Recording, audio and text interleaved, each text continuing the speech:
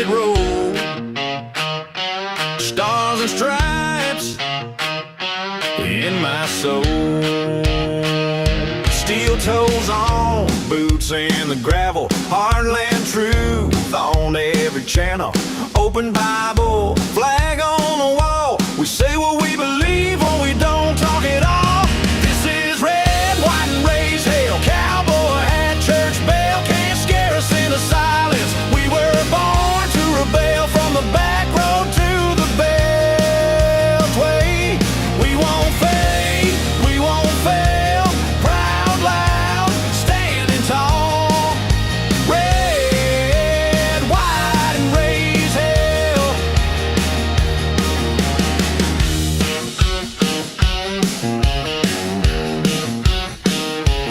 We back the badge, we guard the border. We love our guns and law and order. They try to shame every word we say, but we don't bow down, we just press play. This is red, white, and raise hell. Cowboy hat, church bell can't scare us into silence. We were born to rebel from the back road to the bell. Hey, we won't fade, we won't fail. Proud, loud, standing tall. Red, white, and raise hell.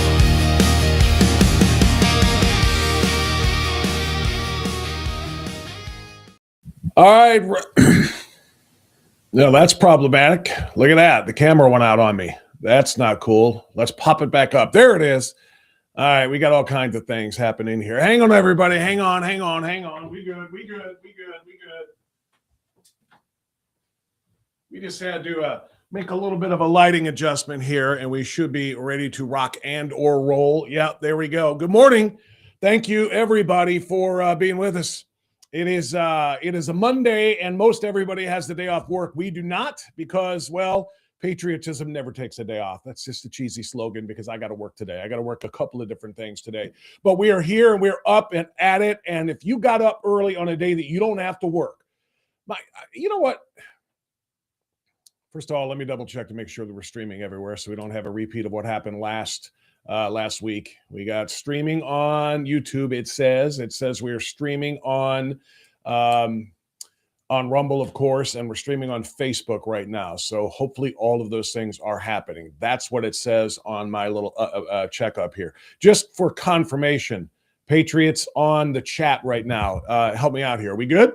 We on? We nice and loud and clear? Hopefully that is the case. All right.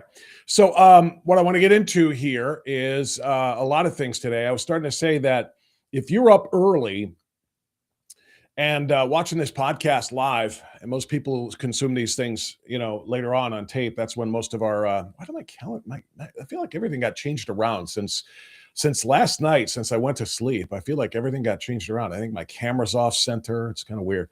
Anyway, where was I going with this? Oh, yeah. About the time. If you got up early and you don't have to go to work today and you still got up early to listen to this podcast live and watch this podcast live, God bless you. God love you, man. That's awesome. Thank you. That's very, very cool. That's a compliment. I consider that a real compliment. I don't expect to have a big, large crowd of people at 7 o'clock in the morning when, you don't have to get up to go to work. You can sleep until 10 and then get up and eat some Cocoa Pebbles and laze your day away. I mean, what the heck? We got an MLK Day today, so you could be doing that. So if you got up really good. My daughter told me, I was talking to my daughter. She's in law school in Tennessee, and we were doing just a little check-in weekend visit kind of a thing. And she told me she's really glad that I switched the podcast from 10 until noon to 7 to 9 just for her own personal selfish purposes. She said because she's up. She's getting ready for either work or school at 7 o'clock. Every morning, and so she can turn it on and listen to me as she gets ready, and for probably about an hour and a half of the 2-hour show. When it was on 10 to 12, she was either in class or at work, depending on the day. So she loves the earlier time slot. So for some people it works, for some it doesn't. And you know what, if you're here, like I said, whatever your circumstances are, God love you, and I appreciate you very much. All right. We're going to spend a little bit of time this morning. No guests today, but I got a great week of guests lined up, though. Let me flip through the calendar real quick. Tomorrow, since it's Tuesday, Peter Kirstenau texted me on maybe Friday, maybe Thursday, I don't know. and he said, "Hey Bob, can I do Tuesdays next week?" Hold on, let me actually just pull up the text for just a moment, real quick. Curse now. He said, "Can I do Tuesday next week?" Because I got used to it. Yeah, Friday. He texted me and said, "Hey Bob, can we change my appearance on Strictly Speaking to Tuesday as it was before? No big deal, but after 10 years, I'm used to Tuesdays." And I called him a freaking prima donna because he is. And he said, "Damn right." But Pete has been on with me literally every week for 11 years. This would be our 12th year. I got introduced to Pete back when I was doing a terrestrial radio show on a station which shall not be named 12 years ago. Well, this is the start of the 12th year. Like I said, it was actually January of 2015 that we started that one. So that's 11 years ago. But this will be our 12th. Anyway, I got introduced to him then and really didn't know much about him at all. But I had an interview with him and I sat there just kind of slack-jawed, just like, oh my God, the knowledge and the depth of this guy is just like incredible. I said, "You want to come back on next week?" He said, "Sure." And then next week, sure. And he's been on with me, like, except for a vacation or two and a couple of conflicts where he had to be in DC at the Civil Rights Commission. He's the Civil Rights Commissioner, for those who do not know if you're new here. And he said, yeah, so he's been on with me every week, like I said, for that many years. So Curse Now is on tomorrow. On Wednesday, Congressman Jim Jordan is going to join us, which is really, really important because they have a lot of important things going on both judiciary and oversight. And also, guest who will not be named right now because he wants to make an announcement. He's announcing a campaign launch. He's going to be running for Congress against one of the worst members of Congress in the entire People's House. It's a Summit County situation, Summit County, Akron type situation. But a candidate for Congress is announcing on Wednesday. It's a little late. Or I'm sorry, Tuesday. Yeah, no, it is Wednesday, right? It is a little late, but he's in. And he'll be with us. So Jordan and this surprise candidate. On Thursday, doubleheader, Jonathan Broadbent from Unwoke Investing and from the Voice of Geauga and Dr. Everett Piper. And then on Friday, we've got Patrick Wood, who is maybe the foremost expert on technocracy and also my buddy and my partner on Citizens for Free Speech, the Statesman. We just started a new podcast. Up until about a year, we took about a year hiatus off of what was called Stand and Deliver, which was our Citizens for Free Speech podcast that Patrick Wood and I co-hosted, and we would have guests on and talking about the attack on free speech that was happening over the course of the Biden administration, like unlike anything we'd ever seen, any of us had ever seen, right? And it was called Stand and Deliver, and for a lot of reasons, it kind of goes back to COVID. But we did that show for a couple of years, almost 3 years maybe. I don't know exactly how many episodes, but Patrick and I did that. We took a year off, kind of, and I don't know that it was necessarily planned to take that year off. It was more or less, Trump won the election in 2024. Elon bought X, which was Twitter, and restored, free speech. And, Trump got Zuckerberg and the meta idiots to stop banning people, from their Facebook accounts and so forth. And it just felt, I don't know, the sense of urgency kind of went away a little bit. So for 2025, basically, we didn't do the Stand and Deliver podcast. But now we are watching threats to the First Amendment, which is threats to all of our liberties that are not just here, but around the globe and in Western democracies. And they don't have our First Amendment. You understand, free speech, though, is still practiced in a lot of places, maybe to a lesser extent than ours. But, we talked with Mark Sutherland last week about this. The crackdown on free expression and free speech in Western Europe is frightening. And the goal is to indeed influence and impact the United States. And that's exactly what this midterm election is all about. It's exactly what 2028 is going to be about. If we let the Democrats win, they will join Western Europe in terms of completely stripping us away of our God-given rights. They somehow still think that it's man-given rights, that our right to free speech is and our right to free expression and our right to practice our religion and so forth and to assemble peaceably key word there, by the way. They think that it's, that it's man given and therefore it can be man taketh away. It's God given. Man just wrote it down in the Constitution. That's it. God gives us those rights, and they're in jeopardy. So anyway, we're restarting the Statesman podcast, and I am going to have that for you as a live stream at 10 o'clock this morning. All right. Patrick and I recorded it already, but I'm going to load it up and play it as a live stream starting at 10 o'clock this morning. All right. So we changed the name from Stand and Deliver to the Statesman.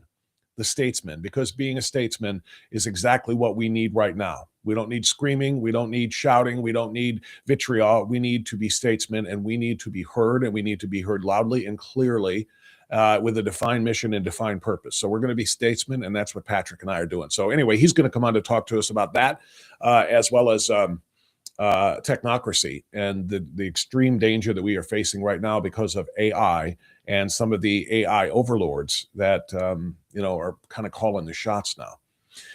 So that's a big week of guests we've got. Today, though, we are guest free.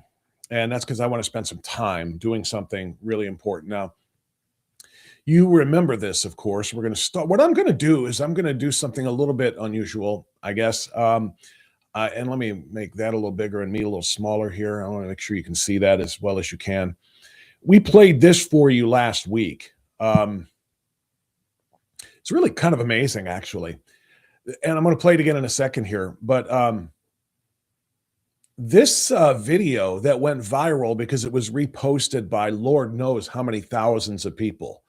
Mine took off more than most because I jazzed it up and I gave this patriot the Rocky treatment, right, with the Rocky music, and it took off. I put that on my Instagram and Facebook page, my Meta page, and it's gotten 1.1 million views. I put it on YouTube. It got more than 1 million views on YouTube. And I don't get a lot of views on YouTube. I had a very, very, very, very minimal relationship with YouTube because of all of the conservative strikes and all the other things that they do and the censorship and Google and all the rest. And I know YouTube censors are listening right now. And it's weird. But when I started this thing out, I had like 300 followers or whatever on YouTube. On my Strictly Speaking Unfiltered on YouTube. And now I've got like over 1,800, almost 2,000 now, largely because of one video. And it's this video because like I said, I kind of souped it up a little bit, gave the Rocky music, put the Rocky music on it, and it just kind of hit people really, really well. But over 1 million there, over 1 million and 1.1 million on Instagram and Facebook, and huge following on TikTok as well. Anyway, this guy, I didn't know his name. We've all just been watching him. He was nicknamed by some MAGA Tyson because of his just knockout that we all watched and enjoyed. I was out to dinner with friends on Saturday, and my friend, is Donna in the chat? I got to find out if my friend Donna's in the chat. That's who told me about this. And yes, she is. I see you there, Donna. And hopefully you got Mike in the house too. Good morning, chatters. Good morning, B. Morgan. Good morning, CAD. Good morning, Lisa. Good morning, Joanne. Good morning, Jay Bell. Good morning, Politically Incorrect. Good morning to Brian. Good morning to Zelda. Good morning, Yo Jimbo. Number one Rhino. You sure you want to be here? We're not necessarily rhino friendly around here. Good morning, Fiodi. Good morning, Lindy. Sorry. Good morning, Jacqueline. Good morning, Big Jake. Good morning to Michelle. Keep them coming, Gregory. Good morning, Humble Opinion. All right, you guys are awesome. Like I said, you got up early on a day you probably don't have to work because of MLK. That's awesome. A little bit of a smaller crowd in the viewing right now. It looks like 91 people watching. We've been averaging somewhere between 150 and 250 for most of the shows before it gets able to be watched 24/7 on the channel. That's when we get up around 2,000-3,000 people. We're still trying to grow the hell out of that. And I need your help on that, by the way. But I knew it was going to be a little bit of a smaller live crowd today because of what I just said, because of MLK. A lot of people ain't getting up just to watch a podcast. They can watch it later today, and that's very, very true. Anyway, Donna is in. And hopefully Donna is monitoring what I'm saying right now, because I'm about to give you credit and kudos for telling me about this. So the guy who has been kind of dubbed MAGA Tyson for his just ability to throw that left hook again and again and again, chopping down liberals like trees in a goddamn forest, right? Just phenomenal. Did you know what happened to him after this video went viral because of people like me posting it all over everywhere? Do you know what happened to him? He got fired from his job. He got fired for defending himself against harassment, intimidation, and dare I say assault. When you get up into somebody's face, if you get up nose to nose with somebody, you don't have to punch them to have been battering them. I believe that's battery. I'm no lawyer. I should probably call my daughter and ask her. She'll be a lawyer officially as of May when she graduates. Well, the bar's in June, I think. Anyway, but there is a part of the law of assault and battery that when you get up in somebody's face and invade their personal space like this, you are assaulting them in a manner of speaking. Not to mention this left-wing kook who's trying to stalk a peaceful individual who is avoiding confrontation by walking away. He's holding his American flag, and you can see it there. He's wearing the camo in the picture. So he's trying to avoid confrontation at all costs. He's walking away, but they're blaring this megaphone thing in his ear. And that's the assault part, like I said, that I think is absolutely clear. So they're doing all of that and then chasing him around until eventually he can't get away from them anymore. And he's got to defend himself, and he starts throwing that left hook. And the rest, of course, is history. Let's watch it again. Then we're going to talk about what happened to him and then what happened to him after what happened to him, because this is a huge story. And this, by the way, what's the title of today's podcast that I threw up there? There are only two sides in a civil war. That's what I put up there. And that's what I meant. There are only two sides in a civil war. As a matter of fact, I could probably play this too. Yesterday I was in the truck and I was just kind of bopping around from here to there. You know, there's only two sides to a civil war. Yeah, be quiet, you. That's me. Anyway, I posted this yesterday, last night, late day yesterday too. And there it is. I posted this, and this one is taken off too. This is going to be one of those that becomes a 50, 100,000 views or more. I can tell by the pace in the early going of one of my videos when they're going to go crazy viral and they're going to get up to 500,000 views or 1 million views. I could tell this one is going to go large because as of waking up this morning, it's already up to some 20,000 views. Hold on a second. Let me just pop it up here.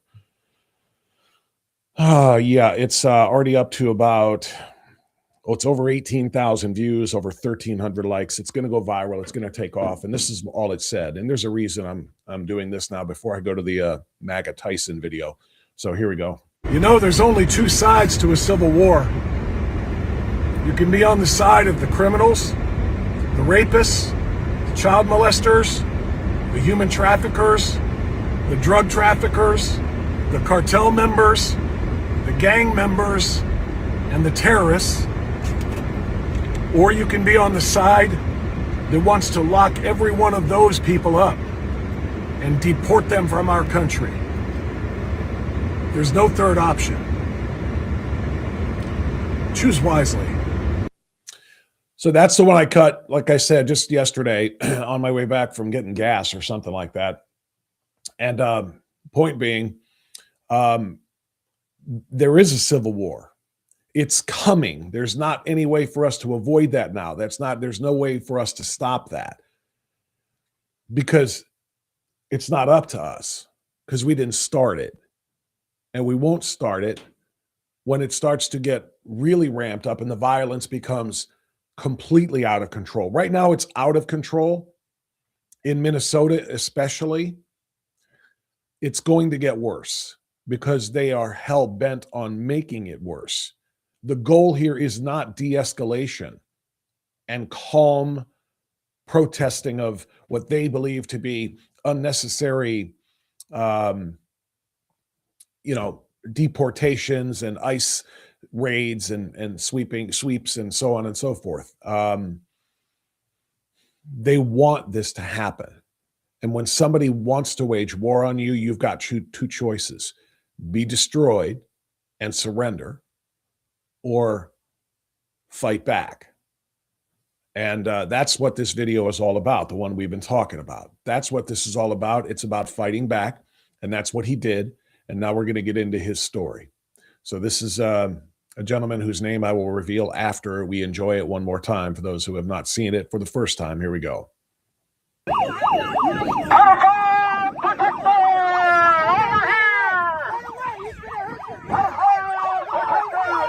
I'm avoiding the confrontation. He doesn't want to do anything. Get away from me. Walking away. Walking away.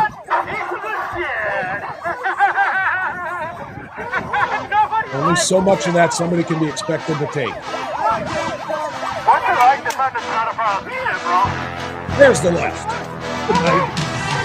There's a couple for you two, a left and a right and a left. How about you? Boom.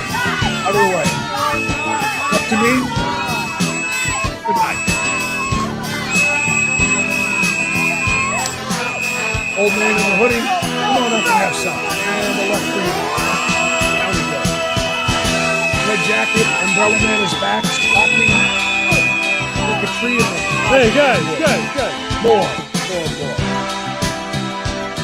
That's the hero that we all need right now. That's a Batman Begins line. Sorry, but not sorry. That's the hero we all need right now. That guy's name is Zach X. At least that's what his handle is online. Donna, who's in our chat room right now, told me when we were out to dinner on Saturday night that Zach X got fired from his job. She saw an interview with him, the very first interview that he has done with anybody since all of that happened. He was on OAN, One American News. Zach X is a guy from Minnesota. He's a patriot there who was counter-protesting just by waving the American flag. And you saw what happened to him, and you saw how he handled that. And thank God he did it, how he did it. You may have seen that. All right, now that was queued up until I enlarged it, and now suddenly it's going back to that. That's okay. So this is a little bit of the interview when we found out what happened here. And Donna told me that this guy lost his job. He was fired because he did what he did here, which is defend himself against an almost army of leftists who are stalking him, harassing him, blaring that thing in his ear, which again can do serious damage. He defended himself, and then when they came to him one after the other, he welcomed them with that thunderous left. Anyway, he lost his job, and I was pissed when I heard that because that's just so freaking typical.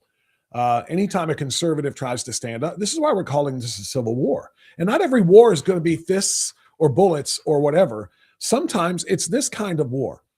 If you stand up for yourself when you are being attacked and you lose your job, that's a way of what? Defeating the enemy, telling them to stay down.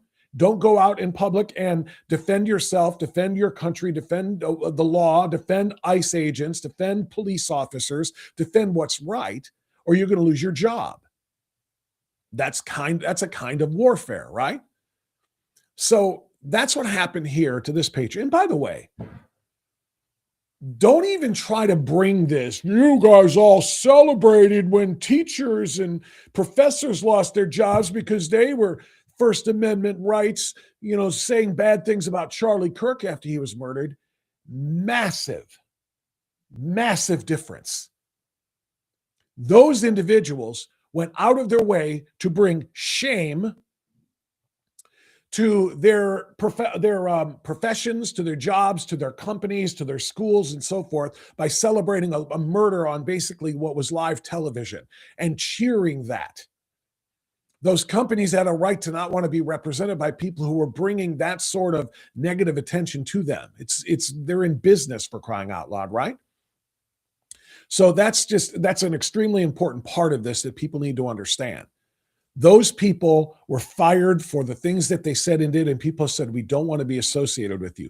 This guy was fired not because he was mocking or making fun of or whatever, some terrible, horrific tragedy. This guy was fired for defending himself against people who were in his face, harassing him, and then eventually trying to assault him. So don't make that false comparison. But now let's watch a little bit of this interview with Zach X on One America News, and we'll respond. And why you believe you got fired by your company as a boat salesman. I got fired simply for my First Amendment, just exposing what's going on around me at stores and just how the culture has really been affected in my community. There's just been a lot of negative stuff and decline in my town, and I wanted to make a change and let everything be known. And they've been trying to silence me and take every form of income since I've started on this journey. And as we spoke about earlier, what motivated you to become such a patriot and start attending these protests? I actually live in St. Cloud, Minnesota. It's about an hour. It's over an hour away from the city, so I'm traveling in a crappy car a couple hours a day just to be a patriot for my city, because I know I was oppressed for so long and I couldn't talk about all the stuff that was going on around me. And it's really made a wave of everybody else that feels that same passion and same way that I have, but they're not able to express it. It's now or never. No one's standing up. I beg for people to come with me and no one will. So it's really just me against the world then, I guess. And now we're here. The death of the young lady on the bus or train in North Carolina, and of course the assassination of Charlie Kirk, had a big motivating factor in your patriotism. Talk about that. 100%. That was one of the few things that really. Let me pause. So I saw. Let me just ask you something. How much of you do you see in him right now? And how much of him do you see in you? You know what I mean?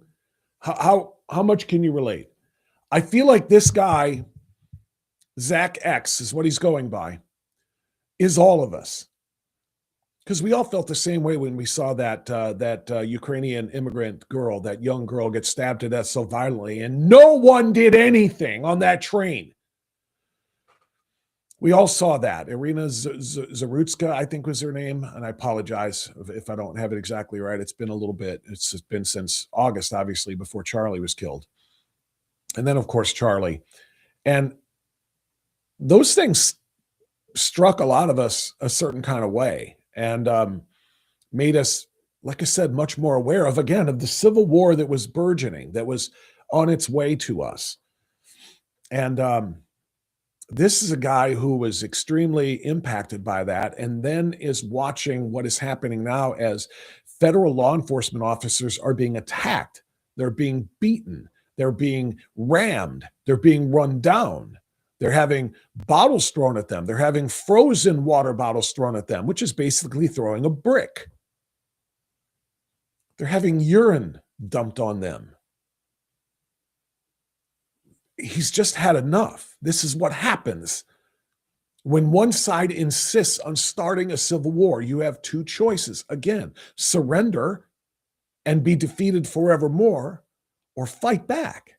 And he went there to protest. You saw him walking away from the protesters. They're waving fuck ICE flags. He's waving an American flag. We're not the same. He's us. We are him. And when they come for him, he's walking away from them. You saw he did not want the confrontation to get physical. He just wanted to say, you stand there with your flag, I'm going to stand here with mine, because I want to be heard. We all want to be heard. And they made it impossible for him to just stand there as a peaceful demonstrator. They made it become violent. He's us. And there's, like I said, it's an old cliche, but not all heroes wear capes. Some of them wear camo jackets, like that guy did. Here's the rest of the interview on One America News. Irina Zarutska's video the morning that Charlie Kirk was assassinated. And I think just the several emotions that I went through that day, I was just like, I got to do something. So I went and stood out on a very popular corner that tons of people drive by for 3 or 4 hours a night, and a lot of people would say F America, and really showed me an ugly side of America and how bad things were. And it it just helped build what has become this patriot in me, I guess. Zach, you live in Minnesota. You have been out and about at many recent anti-ICE protests. How would you describe the scene there on the ground? It's terrifying. No one wants to do it. It's not peaceful at all. This is not peaceful protesting. I'll show you how to peaceful protest. Watch any of my videos outside of Governor Walz's house. I go peaceful protest there all the time. I peaceful protested for a week out on that corner. And all this stuff. I'm trying to give them a voice, and they won't even use it. Every time I ask them questions, we don't comment. It's just they want to kick and scream, and they lost. It's as simple as that. For all our viewers asking. All right. So that's a patriot again, whose name is he's known as Zach X. I mean, I'm assuming he just didn't want to give his first and last name, really, because why would he, given all of the hate and everything else that he's facing? So Donna, my friend, tells me about this on Saturday night and said that he was actually online soliciting for someone to give him a helmet because he wanted to buy. Let me see if I can find that part of this. And he eventually got it. Now, I'm not seeing that part. I'm going to scroll his video, his Facebook page here a little bit because I was doing this earlier and I can't find the helmet one. But basically, he was asking, begging, essentially, and I'm not trying to give you a seizure here by scrolling so fast. It's just that I remember I saw him with the helmet. There it is. There it is. He's got that helmet. But I want to do this kind of in chronological order. But he was online basically saying, I'm trying to buy a bulletproof helmet with a face shield, a bulletproof face shield. And why? Because Zach X, there he is, because Zach X basically did not want to have happen to him what happened to Charlie Kirk. He was afraid of, if he's out in public and these people who know him, particularly if he continues to go and peacefully protest at these, violent war zones that the left has created, he doesn't want to take a bullet to the head. And I don't blame him. And he basically said in that video, and that may have been taken down, but he said he needed a helmet. And there's a certain type that only police can have or military can have. So he's basically asking police officers or, military personnel, somebody to buy him and he'll buy it for him and he'll pay them back because he wanted to acquire a helmet. And ultimately he did get one, which I guess we can see it in that photo right there. So he got there. Look at that. He even said it was 5 hours ago. Thanks for the helmet. So he got it. And are we all seeing the same thing? I just want to be sure here. Yeah, you are. Okay. You see in the comments there, somebody named Dean said, crazy that you have to have armor to protest as a conservative these days. Damn right. It is crazy.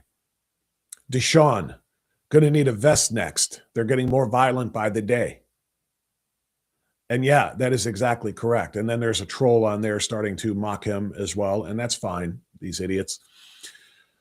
Point being, what did I say? What did I title this podcast today, this episode? There's only two sides to a civil war. And this guy has chosen his side. His side is my side. And he asked other people to come and stand at his side because you can only MAGA Tyson left hook people for so long before you have to protect yourself and you may need somebody else to help protect you to go out there. So as you can see here in this post on Facebook, Patriots tomorrow, this was 2 days ago. So what would that be? It would be Saturday, I guess, or maybe this was Friday. I'm trying to figure out when he did all this, but tomorrow we need to make a stand for America. I don't care how snowy it is. I don't care how cold. I need every man that can come, every man that can to come show up. Stand now or be replaced. You can take that for whatever you want. You want to talk about great replacement theory and the massive influx of millions and millions and millions of illegal aliens that the left engineered over the course of the last 4 years, not to mention the number before that, and the great replacement theory is in play? Maybe so. But Zach said, we're going out. We're going to protest and we're going to be peaceful, but we need more of us to protect ourselves. Yesterday, it says a day ago, Zach X, knowing what he's walking into in this civil war. If I'm assassinated today, please carry the torch for America and never back down. I love you all. Thank you so much for everything. God bless. I hate to see something like that and, gloss over it, because I don't think he was just posting that for clicks. He saw what happened to what is happening to these ICE agents. He saw what happened to Charlie Kirk. There's a target on him. He's getting death threats because he went MAGA Tyson on all those idiots, and he's getting death threats. And so he's arming up, and he's armoring up, because that's what you do in a war. And the Civil War, I keep saying it's coming. It may have already started. So it's sad that he has to put that out there, but it's also real. So again, we're going to scroll his page a little bit here because this is good. So now, this is a post from somebody named Ann, as you can see, who tagged him and said, "I heard Zach X in the parking lot." And so let's just watch it. Well, no, that's the full video. Sorry, that's a 49-minute video. I was going to say, let's watch part of this. But basically, somebody was answering the call, coming to help Zach X. Now, this is also from yesterday. And apparently these are a little bit, I think, out of order the way he posted them, because he's talking a little bit about what happened. And the caption here is, "Poked in the eye, assaulted, harassed, etc., throwing ice chunks and water at us. Have we proven our point enough yet? We need an insane asylum for these lunatics. You are 1,000." Okay, perfect.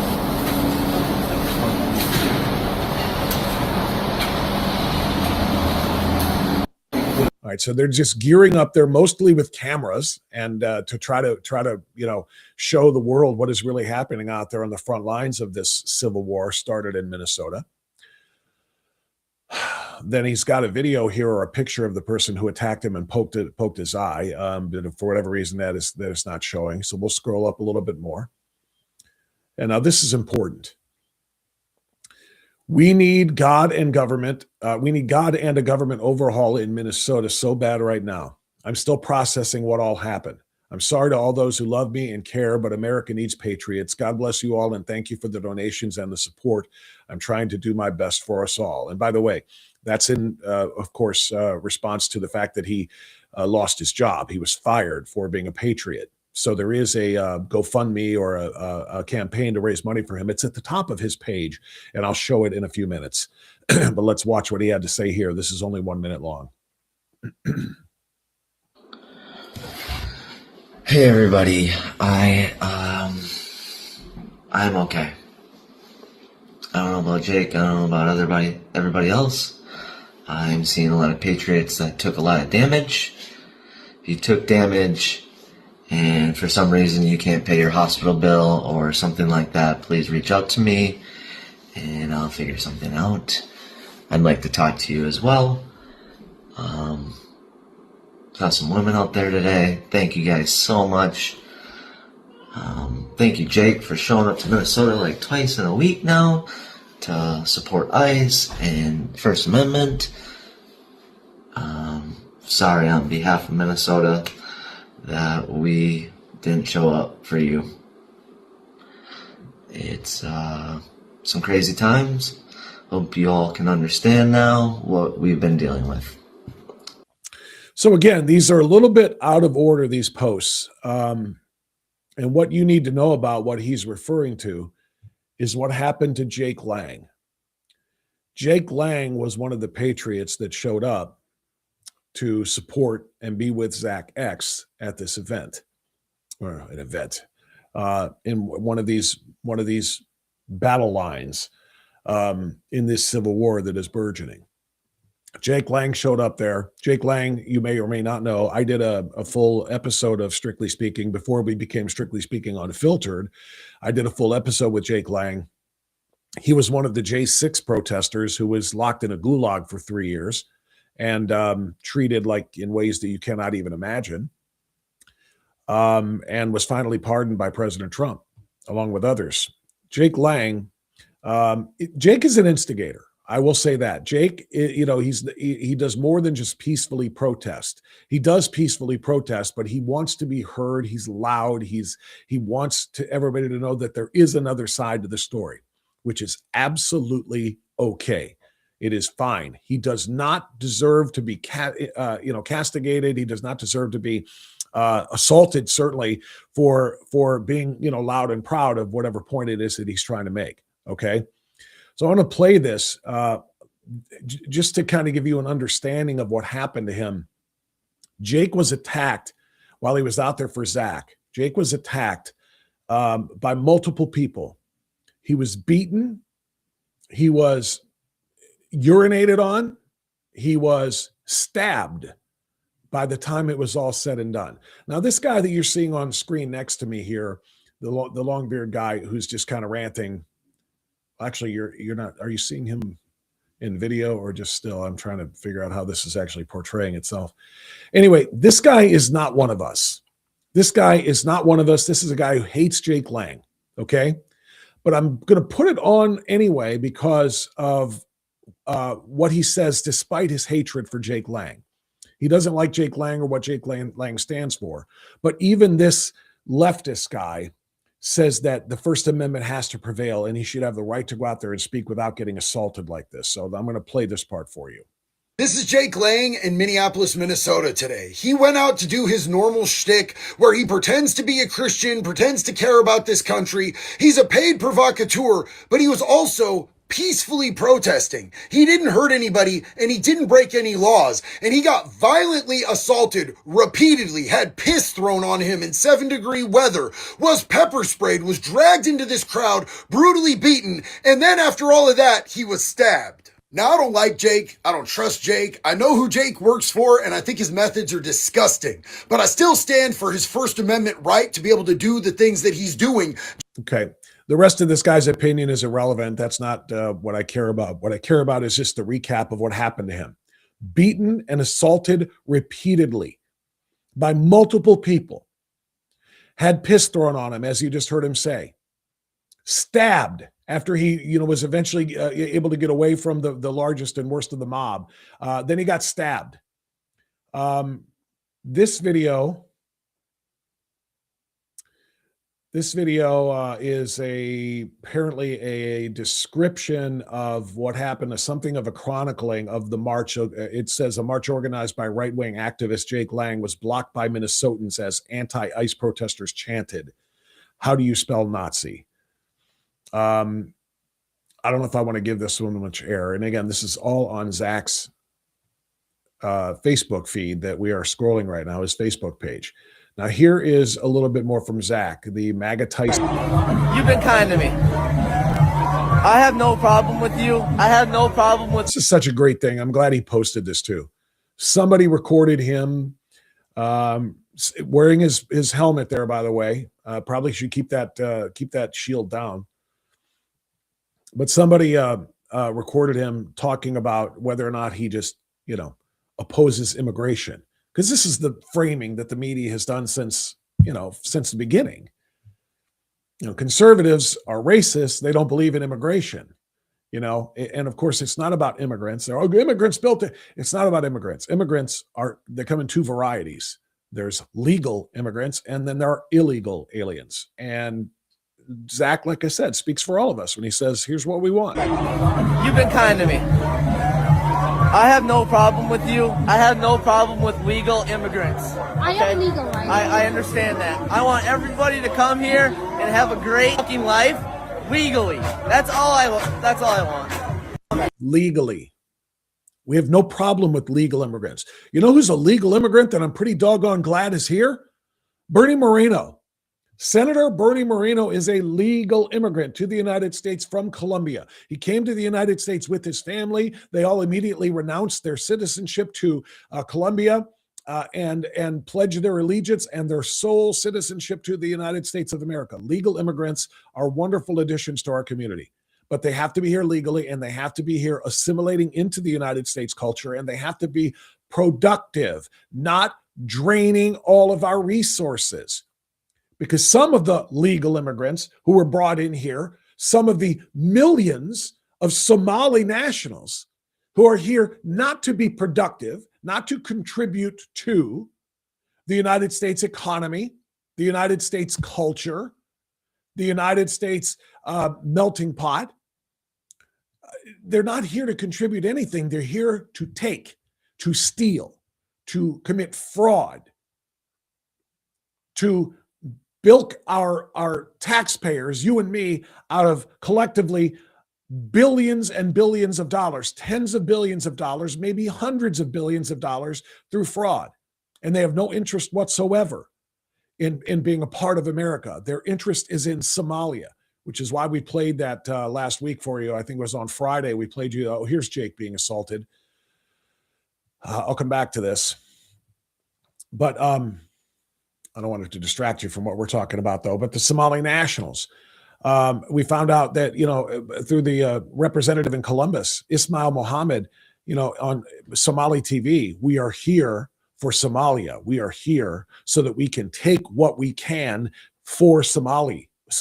That's what we're advocating for, is for Somalis. We are trying to help Somalia become better, what was the word? Waive all of their debt, meaning to eliminate the debt by taking money from here and sending it back there. It's a very, very different story.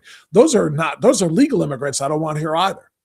So a slight departure from what Zach X said there. We do like legal immigration, but we want it to be legal immigrants of people who want to be here to do something productive for the country. And here is a little bit of the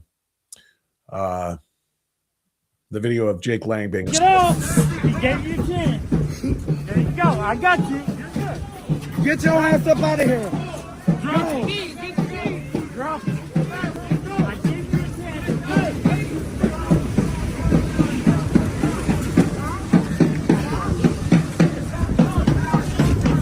Where's the freaking now?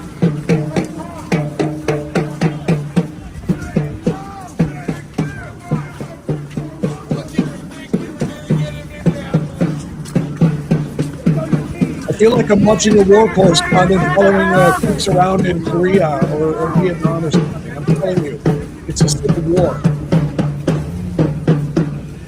the fuck out of Minnesota! Get the fuck out of Minnesota, you stupid Nazi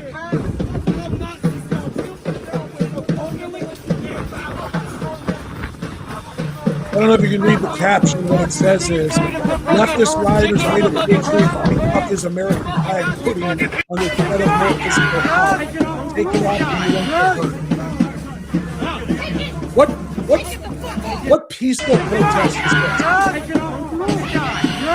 Look at what they're doing there. Take the fuck off. You're not going to! Take it off and you are hurt! Take it off! Nazi fuck! Take it off! Nazi C-word. Take it off! Take it off! You're not going to! Take it off and you are hurt! All right. That's enough of it. You get the point. He was beaten, and again, a left-winger who doesn't even like him even chronicled the beatings that he took and the fact that he was stabbed afterward and so forth. So moving forward a little bit more. So again, here's a repost of Zach's message about legal immigration. There it is again. This is Zach, and I got my pitch in here too. Zach said, a lot of people asking to do interviews and podcasts with me. I will happily do that for you. Comment on this post and then text me. We'll figure it out. Well, I made my comment right here. Need to have you on. Of all the people who have reposted your majestic FAFO video, I'm the one who gave you the Rocky treatment. Hopefully that'll get him headed my way. We'd like to have him on this show personally. And then, this is important too. First of all, Zach does have a fundraiser that has been set up for him. You can see that up here on the link tree. Okay. And you can participate in that if you want. The reason I bring it up is because of this. Other grifters are out there pretending to be him and setting up fake accounts as if they are him and then trying to cash in. As you can see this. And Zach wants everybody to know, quote, this is not me. They want to do this and confuse people. So then people stop donating to me. Please report this, as I don't want people wasting their money. I can't believe these evil demons. They are exactly that. And the reason why, again, Zach needs money is because he got fired from his job for standing up and defending himself during that attempted beatdown. And there's thanks for the helmet. So Zach X, I wanted to give him some attention today because, well, for obvious reasons.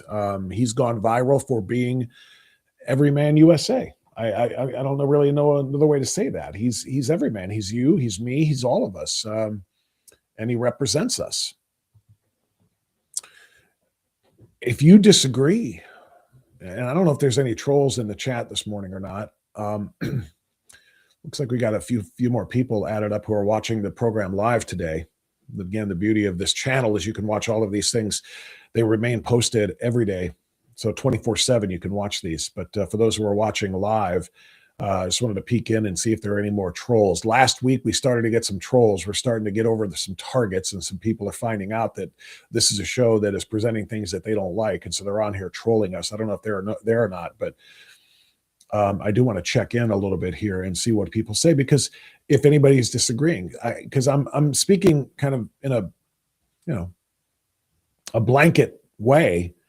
When I said he's us and we are him, maybe I can't speak for you. I feel like if you're watching this channel and you subscribe to this channel, and if you're hitting like on this video, and that's a hint, by the way, do those things. Hit the thumbs up, hit the follow, hit the join button, and follow us and join us in our locals community, which is, again, now off the ground. And we're just getting ready to start giving you some of the benefits of being a paid supporter of locals.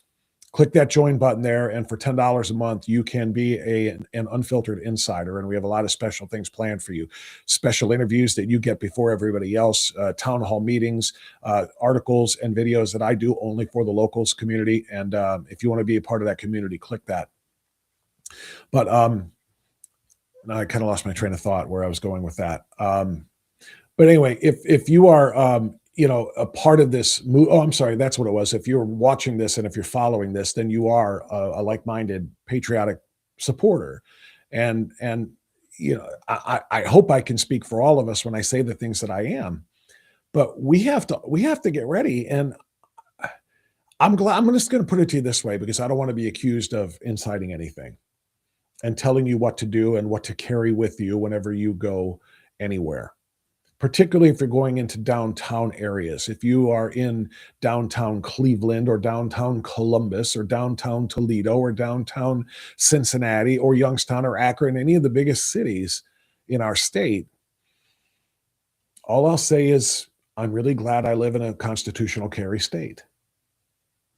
That's my message. Don't get caught in a place where you didn't expect to be and be unprepared. We all can't walk around with bulletproof helmets and vests on, but we can all do what we can do to protect ourselves in what is, again, a burgeoning civil war. And I don't think that's an overstatement. Let's see what you think in the chat. All right. I got to scroll back up here a little bit because obviously I'm talking while you guys are chatting. Lindy, MLK Day, all museums are free. Should be a great day. I love going there. I like that. And I'm going to talk about MLK in a few minutes here too, by the way. Yo Jimbo, stop globalists. MLK never wanted that for America under God. I think he must mean stop globalism. I concur. Let's see. Zelda's a contributor and a supporter. By the way, all of I'm learning Rumble's coding system, or whatever you want to call it. But if you notice in the chat, different colored individuals, different colored comments and so forth are from paid supporters, people who have either dropped something in the tip jar at the bottom. You see the Rumble Ranch jar down there, or they're a monthly supporter or what have you. So that's why those things are there. So thank you to all of those individuals. And thanks to everybody for being here. But Zelda says, hate to say it, but he will probably be hit with some civil lawsuits. Lib lawyers will do it for free. Talking about Zach throwing those lefts and defending himself. Yeah, and you know what? Fine. All he's got to do, is, in my opinion, as a non-lawyer, is show the video of him backing away from people and people approaching him aggressively like they're ready to hit him. And all he's doing is defending himself. So show the video. That should be enough of a lawsuit dismissed. The protesters are doing what they're meant to do. Take the spotlight off of the Somali fraud. So frustrating, Zelda also said. Zelda, that is a great point. And good morning from Wycliffe, Nana Cheryl. Thank you. Zelda's right. Podcast is about an hour old this morning. I haven't mentioned Somali fraud yet. Not once. Why? Because we're talking about the civil war that is beginning in Minnesota. I'm tired, by the way, of talking about Minnesota. Do you know what I want more than anything else? To wake up tomorrow morning and start a show with no Minnesota stories. I do. I really want that because I want all of this to end. I want all of this to go away so we can focus on much bigger things in 2026. But they are intentionally distracting us from those things and ending that fraud. Do you know what I heard Scott Bessent, the Treasury Secretary, say on, I don't know, one of the Sunday shows? He said, if we were to end the fraud, Medicaid fraud, daycare fraud, transportation fraud, healthcare fraud, home healthcare, all these things that we have been spotlighting right now, he said, if we were to end all of that, do you know what we would have? We'd have a balanced budget. We could literally eliminate the $2 trillion or nearly $2 trillion federal deficit. The whole damn deficit, not the national debt, that's $38 trillion. But the deficit continues to grow, which means the debt grows. We could shrink that down to nothing just by getting rid of the fraud. So that's what I wish we could wake up tomorrow and talk about, those massive steps taken. But they are Zelda's right. They're distracting us with this civil war. And the more people, the more blood that is spilled, the happier they are. How many people watching right now are receiving my weekly newsletter? Comes out every Sunday at 6 a.m. Strictly speaking, this week. I laid it out yesterday. Hell, I wonder if I could even pull it up real quick. Maybe not. I don't know if I can do that in short order or not.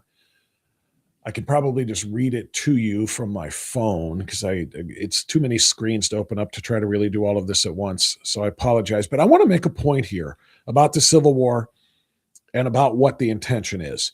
If you didn't get yesterday's, Strictly Speaking this week, there's a resend that goes out on Tuesdays. We send it out first edition is on Sunday morning, 6 a.m. And then we send out to anybody who didn't open it yet, we do a resend on Tuesdays. So get in and become a member, become a subscriber to Strictly Speaking this week. So anyway, on the 5 things to know this week, I'm going to read both of the top 2 items because I think they're important. You know what I'm going to do? I don't want to read it to you and then just look like I'm staring at my phone. I'm going to hit a quick musical interlude timeout. And then actually, before I do the musical interlude timeout, I have something else that I have to do too, but I'm going to come back and I'm going to share that with you. And then we'll get back into the chat as well. Like I said, there's a lot of really good stuff happening in the chat and I do want to be a part of it. But before I do that, let me do this.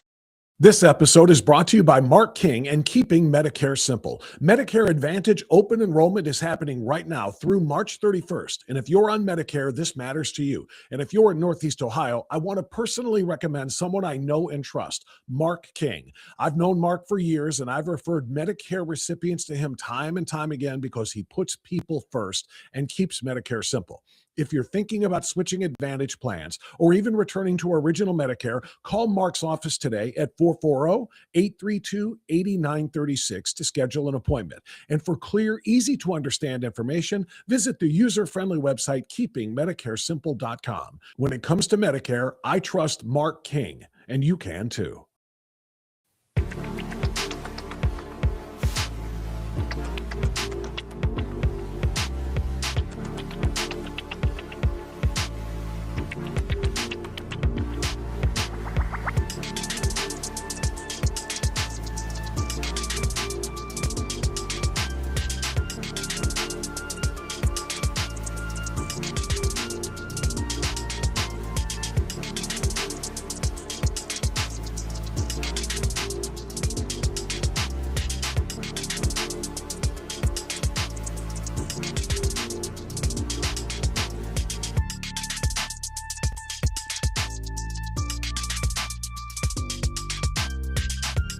All right, good. That didn't take very long. I was able to pull it up in short order here. But like I said, I really want you to be able to kind of see what we're talking about as we go. So this is Strictly Speaking this week. This is the newsletter. Let me enlarge it for you the best I can. If you're watching on a phone, I know it's a little bit tougher, but it is what it is. So this is the Strictly Speaking this week newsletter that I put out every Sunday. And yesterday's episode or issue, if you will, 5 things to know this week.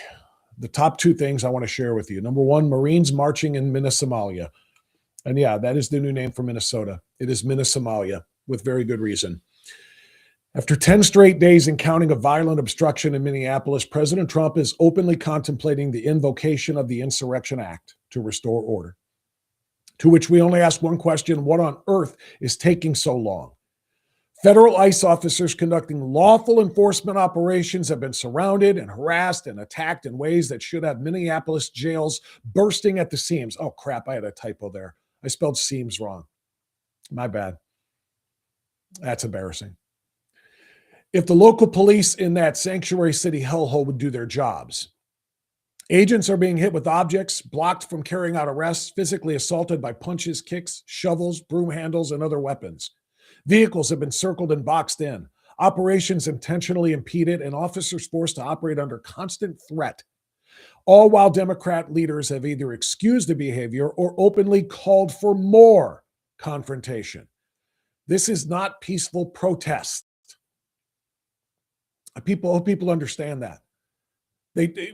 Tim Walz and his idiot soy boy buddy Jacob Fry saying that this is about peaceful protest and we're demonizing them. No, it is not peaceful protests. So they're calling for more confrontation. This is not peaceful protest. It's anarchistic interference with law enforcement in defense of illegal alien criminals, many with serious records who prey on the very communities of daft Minnesotans who are out there protecting them from accountability. When state and city officials refuse to enforce the law and mobs are allowed to control the streets, federal intervention is necessary. Invoke the act, Mr. President, and do it today. I'm glad I did that because I want to do this too. The part about the dangerous criminals that the radical lunatics are defending. They're out there defending. They're turning ICE into the criminals and the criminals into the victims. That's what they're doing, and that's what Tim Walz are doing. This agent drove by and rolled up on the protesters and wanted them to know, just so you know, what we're doing here. Listen to this. So you're reporting, we're here to arrest a child sex offender. And you guys are out here honking. Oh, they're not. No, we're pressed. We're not. That vehicle right there is honking and impeding our investigations while we're trying to arrest a child sex offender. That's who you guys are protecting. Insane. That's what needs to happen. The truth needs to be told. That's who you guys are protecting. In this particular case, again, they're going after the worst first, which is all President Trump promised. It's all that Tom Homan promised. We're going after the worst first. We're going after the child molesters. We're going after the child sex traffickers. We're going after the drug traffickers. We're going after the terrorists. We're going after all these terrible people that your sanctuary city won't hold for us so that we can go and arrest them peacefully in the jails. So we've got to, since they won't hold them, we got to go into the communities to find them. And we go into the communities and you're here screaming at us and throwing stuff at us. You're defending dangerous people. That's a message that needs to get out there, for crying out loud. And it's not enough. And instead, what message do we get? We get messages like this one from Tampon Tim. Tampon Tim Walz, and we all saw this. This was, again, item number 2 in the newsletter this week. But let me play you the video from this nut one more time. I played this for you last week, but you've got to hear. This is Tampon Tim Walz, the governor of the state, telling people to insert themselves into law enforcement operations, because that can only go well, right? Listen and watch this idiot one more time. ICE agents cannot conduct these activities. So carry your phone with you at all times. Help us establish a record. And if you see these ICE agents in your neighborhood, take out that phone and hit record. By the way, this is how they presented this. This isn't a glitch on my end. You're hearing him and himself being played back again in the background because he and his tech team suck. To peacefully help us create a database of the atrocities against Minnesotans. So carry not just to establish a record for posterity. And if you see these ICE agents in your neighborhood, or prosecute out that. All right. It's really hard to watch and listen to this idiot, but if you missed it, what he said last week was, I want you guys to go out there and videotape every single ICE agent and ICE operation, record it on your phones, because we're going to use it as evidence against them when we prosecute them. So he's telling the people that the people that, like the officer who just rolled up and said, we're trying to catch a child molester, will you please stop impeding, that they are the ones who are going to be prosecuted.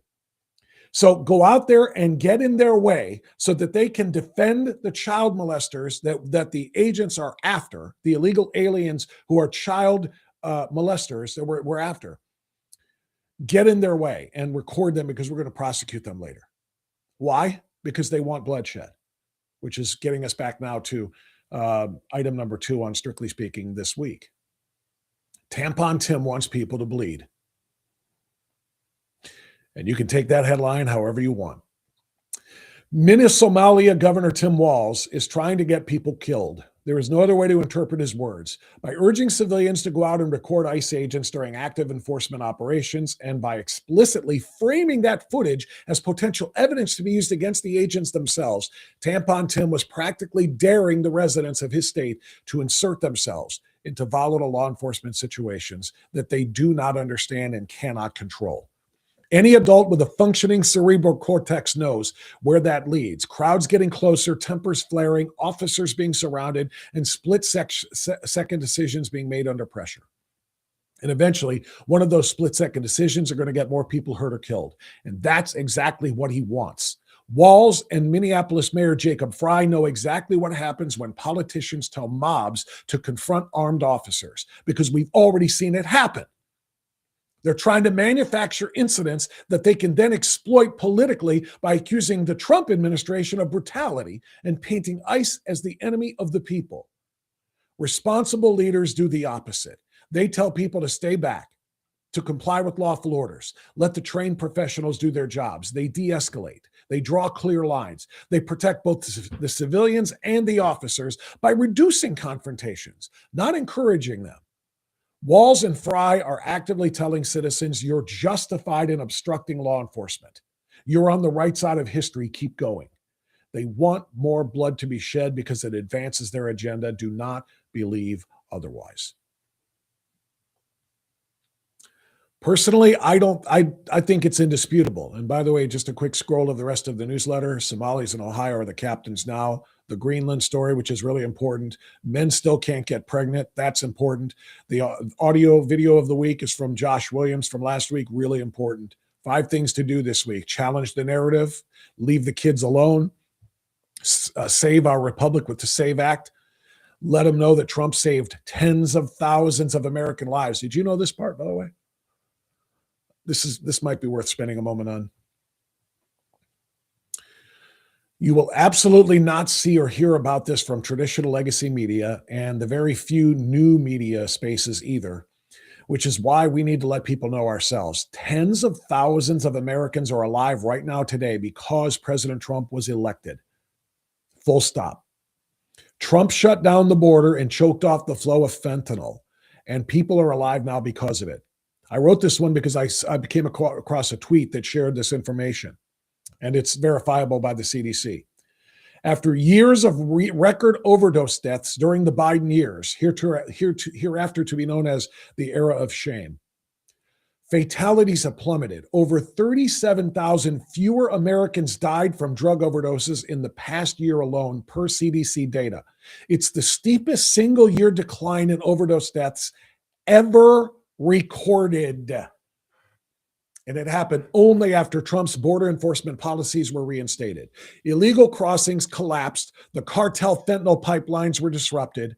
This could have been done at any time over the last 4 years. Democrats chose not to do it because enforcing the border conflicted with their agenda. So they accepted mass death as collateral damage for open borders. Trump enforced the law, and 37,000 people are alive today because of it. The press won't say it, but the numbers do, and so must we all. Get online and get active and let the people know. And then number 5 is get local, and that means get on locals. Join us on the locals community, which I could probably share with you too, just by as long as I'm in a sharing mood here. Why the hell not? Here's our locals community page. It's just getting ramped up. Treat it like you would treat Facebook. Treat it like you would treat Twitter or anything else. It's for us. It's just for us. Trolls not welcome. Patriots and supporters are welcome. And as you can see, we're going to be uploading the Statesman podcast that I mentioned in hour number 1 to the locals page, as well as to the Rumble channel. And like I said, we're getting a lot of people starting to make their own posts on here as well. I'm doing it, and we want you to be a part of this. It's going to be, and like I said, there's going to be a lot of special benefits that you get. That's a great post right there. That's a great article from Town Hall. Minnesota House moved to impeach Tim Walz. Anyway, join us on locals. I don't want to get too far away and stray too far away from the point here. Okay, let me go back to the chat, if I can do that for just a minute or two, because I love you guys and I want to see what you have to say. And then I'm going to get into a couple of other stories, including MLK Day. Where did I leave off? Zelda. The protests are doing what they're meant to do, take the spotlight off the Somali fraud. So frustrating. Amen. Politically incorrect mechanic says we've been in a civil war. It seems to be now going kinetic, and he's right about that. It is becoming active. Maybe there was a bit of a passive one. There was a civil war kind of being waged underneath, but this is kinetic. This is not figurative. Let's see. Yo Jimbo talking about Zach X stacking those weeks. Zelda, I think it's a great term for Yo Jimbo. It's riot fare, used as a huge distraction and dividing method. I like that as opposed to lawfare. I think we should refer to it as riot fare from now on. That's not bad. B-But's asking about Give, Send, Go for Zach X. Yeah, there is. It's on his Facebook page. If you go to Zach X, like I was a short while ago, you'll see it. Yo Jimbo, the losing will continue for the left, centrists, etc. Centrists are even turning away from leftist heartfelt causes. Liberals are scared. Big Jake says one day we will need armor to fight for self. Yeah, it feels that way. I'll tell you what.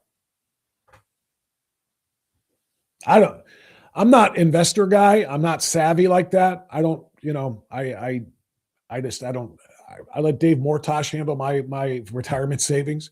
But if I was investor guy, if I was a trader, I honestly think I would be buying if any publicly shared or publicly available stocks are out there for Kevlar companies, vests, probably ammo, probably, I don't know. Is Smith & Wesson a publicly traded company? I don't know. 6 Hour. I don't know if any of the gun manufacturers are publicly traded. If they're publicly traded companies having to do with weapons, ammunition, body armor, bulletproof vests, these kinds of things, buy now while you can, because the price and the stock is going to soar very, very shortly because of what's going on. I firmly believe that. It's a sad reality, but I really believe that's what's happening. So if you want to make out on this, I should probably look into it myself, but it's a sad reality of where we are right now. Politically incorrect. That guy's videos, he's definitely not a leftist. Maybe he doesn't like Jake, but he's on our side when it comes to these lowlifes. Oh, okay. If that's true, then like I said, I only watched the first few minutes of it, or first 2 minutes of it, maybe, in which he was ripping Jake Lang. So I assumed he was not. He was one of the other side. So if that's not true, then okay. Thanks for the heads up on that. Politically incorrect mechanic says, I carry everywhere I can and don't go into places where I can't carry. And that's the sad reality. Sad reality is you can't carry everywhere, and you should be able to, because you never know where the lunatics are going to be. Like, who remembers in, I can't remember the year now, but I believe it was in Brooklyn at a Cracker Barrel in Brooklyn a few years ago? You had a nut came in there, and there was a mass shooting that would have been. I don't remember the details. I don't remember the number. I want to say like maybe as many as 10 people were killed and 15 shot. And it's totally. I'm spitballing here. I'm just trying to remember it. But point being, front door of that restaurant, just like the front door of so many other public places, have one of those no firearms permitted on this premises. Even though we are we are a constitutional carry state, you can't take them into these places if they have those signs. And when you have those signs up, you basically, the sign on the door might as well say, soft target. Sign on the door might as well say, no one will shoot back at you from in here. Come on in, to a nut. So you're right. You never know where they're going to be. And that's a sad reality of it, that you cannot take it in everywhere. Where the hell is the Insurrection Act? I keep hearing about it, but I don't see any action. January 6th wasn't anything close to this whatsoever. Send the troops in already and shut this shit down. Charlie, I agree. And that's why I posted about this yesterday. In fact, this was my post yesterday. Actually, I put it on Twitter, I think, on X in response. Let me get out of this and just try to show you what I'm talking about, because apparently people agree. Let me get to my notifications here, because I had a ton of people all about this. Yeah, look at this, 86,000 views. Is this? Yeah, here it is. This one. Yeah, 86,000 views, and I think this is a follow up. But my message to the president was this: Mr. President, with all due respect, what the are you waiting for? Insurrection Act now. And this is when I was watching what happened to Jake Lang when he was beaten and taken out and then stabbed and everything else. Officers are being attacked. Vehicles are being attacked. They're pulling weapons lockers out of the vehicles. They're pulling the files out of the federal vehicles' computers, getting the names of agents and their locations and so on and so forth. I mean, so much of this is just going to lead to a massive explosion. And that could be literal or figurative. But it's going to lead to a massive explosion, and then it's going to be too late. I guess you didn't see all that, did you? I'm sorry, I didn't have the share button up. Yeah, there it is. But this is the one I was trying to show. That was just a post. Yeah, that was just a post that I made in response to this. And apparently everybody agrees. Mr. President, what are you waiting for?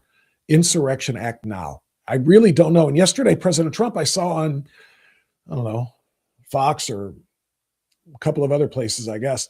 But I saw a comment from President Trump in which he said, I'll use the Insurrection Act if I need to, but right now I don't see any need to. And I'm like, you watching the same things we're watching?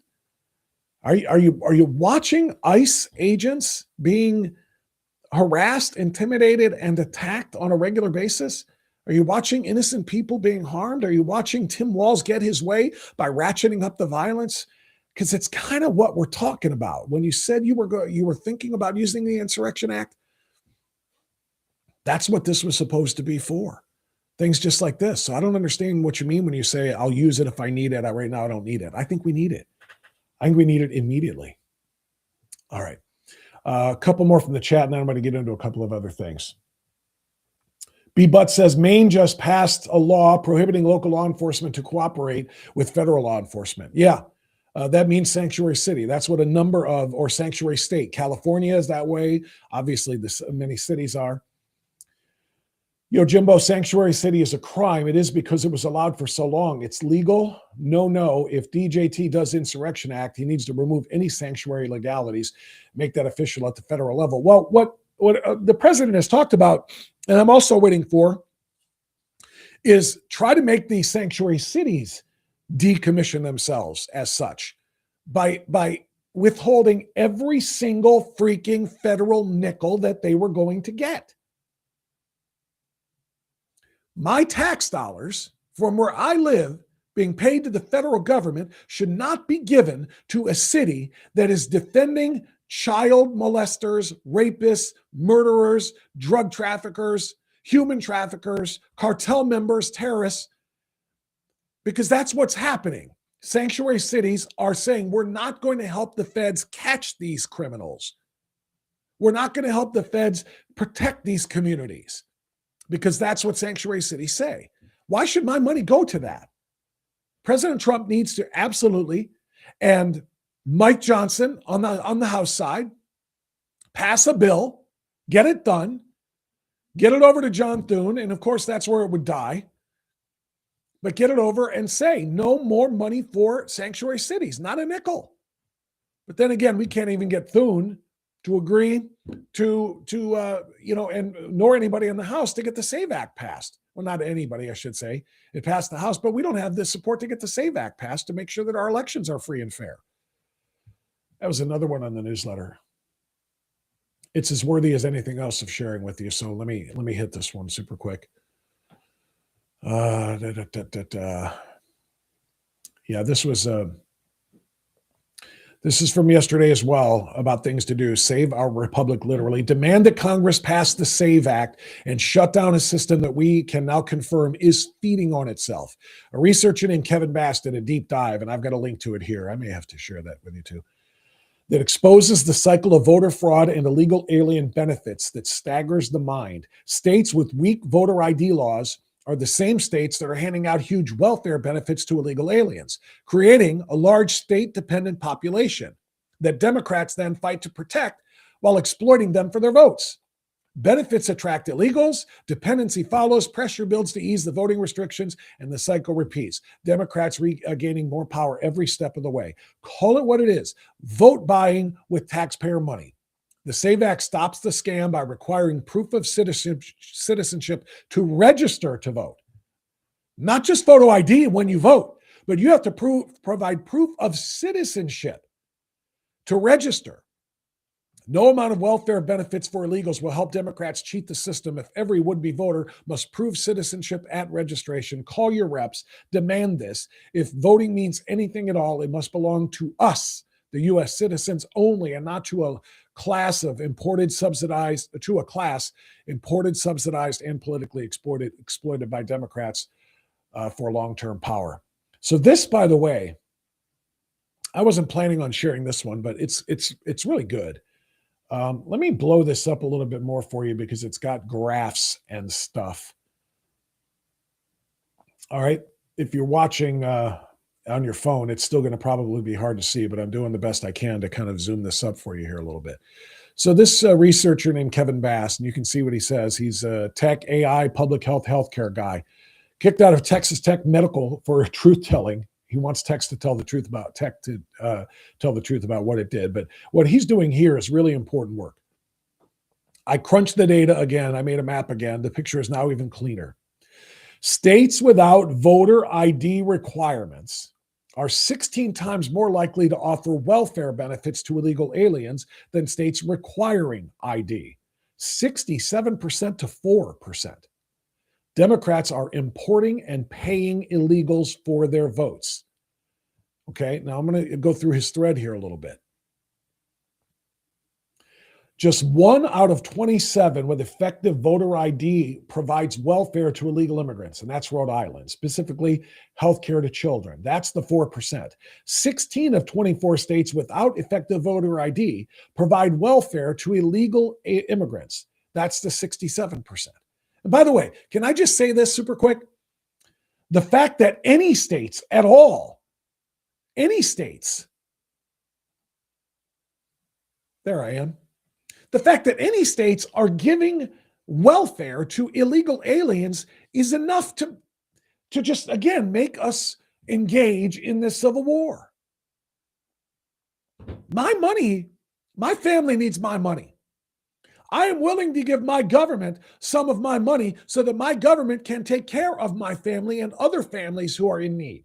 I am willing to give them my money to protect our borders. I'm willing to give them my money to help grow and expand our economy, to make job opportunities plentiful for the American people. I'm willing to give them money to provide a safety security force, both the military and our local protection forces in the police and in the fire and the first responders. I'm willing to give them my money for a lot of things to make our lives better and safer. I am not willing to give them my money to give to some Somali national straight out of his grass-covered hut into my country and then sending money back there so they can buy more grass and more huts. I don't want illegal aliens taking my money. I can spend it better. Sorry for the tangent. Back to the point. The point about the voter fraud here is what's real. This is what I really want to focus on. Hopefully you can see that a little better now.